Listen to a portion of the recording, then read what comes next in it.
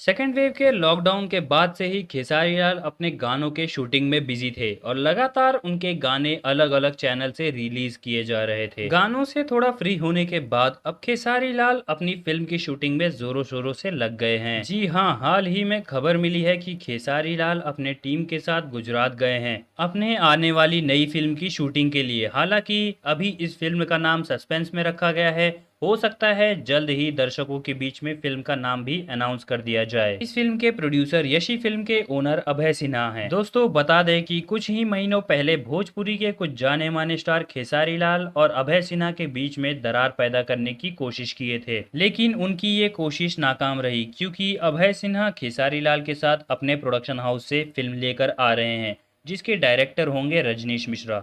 रजनीश मिश्रा द्वारा डायरेक्ट की गई सभी फिल्में पारिवारिक और मनोरंजन से भरपूर होती है, जैसे मेहंदी लगा के रखना 3।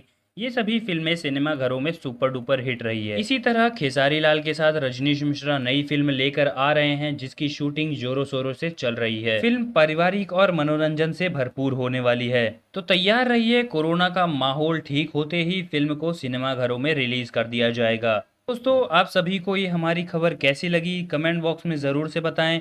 हमारे चैनल को सब्सक्राइब करके बेल आइकन भी दबा दें। तब तक के लिए धन्यवाद। देखते रहिए हम भोजपुरिया।